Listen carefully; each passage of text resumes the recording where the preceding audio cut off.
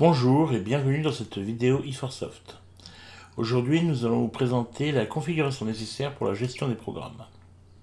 Pour ce faire, nous allons commencer par entrer dans la gestion des programmes. Un programme est quelque chose qui va se répéter. Par exemple, quelque chose que vous allez mettre en place pour un certain nombre d'élèves, répartis en un certain nombre de classes, et qui va par exemple prendre lieu tous les samedis de 9h à 11h pendant 8 semaines. C'est un exemple de programme.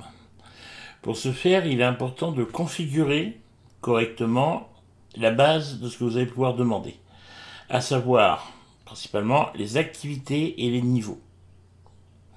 Les activités, ça peut être du ski, du tennis, du badminton, l'activité telle que vous la définissez. Ensuite, il va être ce qu'on sait à ce besoin. Et le niveau va pouvoir être débutant, moyen, professionnel, ou dans le ski, le niveau atteint.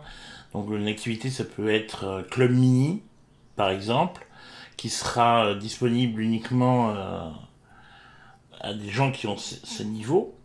Et vous allez pouvoir organiser plusieurs programmes réservés au club mini. Et pour les niveaux, vous avez les clubs mini qui sont débutants, les clubs mini qui sont déjà aguerris. C'est ainsi que vous allez pouvoir faire votre tri. Ici, cette interface ici sert de tri pour vos programmes.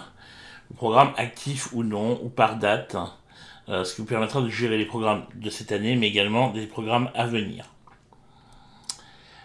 Avant de créer un programme, il est important... Pardon, excusez-moi. Avant de créer un programme, il est important de configurer ce programme. Et cette configuration se fait, non pas ici, excusez-moi, mais ici.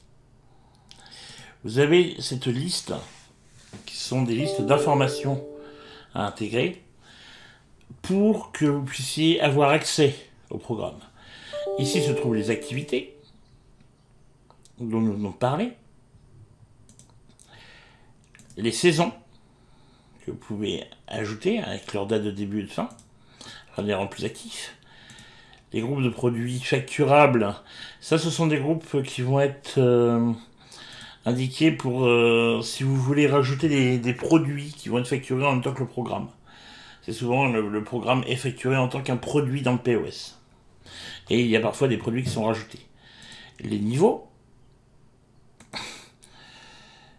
les options de billets, donc ça c'est lorsque vous faites une inscription, est-ce que vous imprimez un billet qui va être mécanique, qui va être pour la journée, donc même si la personne vient pour un cours, en plus de ça son billet lui donne accès toute la journée, est-ce qu'il ne vient que pour la durée du cours, tout cela est vraiment important lorsque vous gérez l'accès aux pistes de ski par Skidata ou par notre intermédiaire.